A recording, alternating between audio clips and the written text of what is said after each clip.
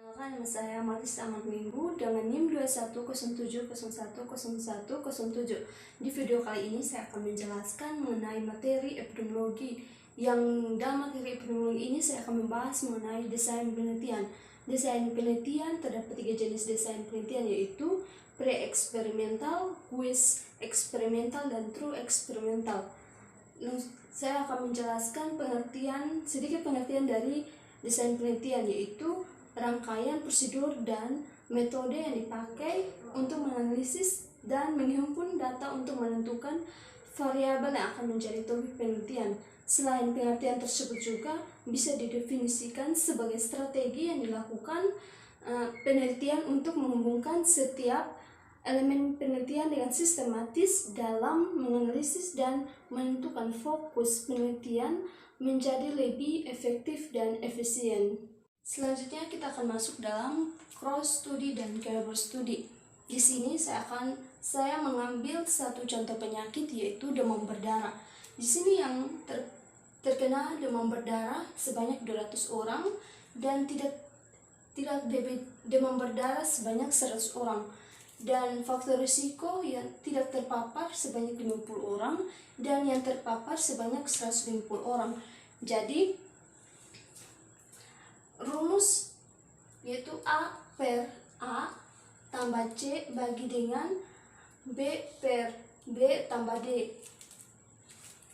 Jadi di sini A sama dengan 100 tambah dengan 100 tambah dengan 50 yaitu C adalah 50 bagi dengan 200 adalah B bagi dengan 200 tambah dengan 150 di sini adalah D.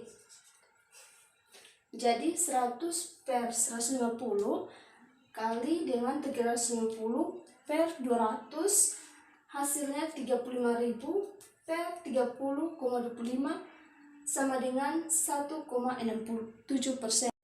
Jadi yang dimana orang yang terpapar DBD akan mengalami kenaikan lebih besar dibandingkan yang tidak terpapar DBD, yaitu sebanyak 1,67%. Selanjutnya kita akan masuk dalam cause control study. Di sini penyakit yang saya ambil yaitu penyakit diare dan faktor risiko tidak mencuci tangan dan mencuci tangan. Dan di sini orang yang terkena diare sebanyak 300 dan tidak terkena diare sebanyak 20 dan tidak mencuci tangan sebanyak 200 dan mencuci tangan sebanyak 150. Rumus A kali D per B kali dengan C sama dengan 300 adalah A kali dengan 150 adalah D per dengan 20 adalah B kali dengan 200 adalah C sama dengan 45.000 per dengan 4.000 hasilnya 11,25. Jadi yang artinya dimana masyarakat yang tidak mencuci tangan akan terpapar oleh virus bakteri yang disebabkan akan terjadi penyakit diare sebanyak 11,25%. Sekian dari penjelasan saya mengenai materi epidemiologi.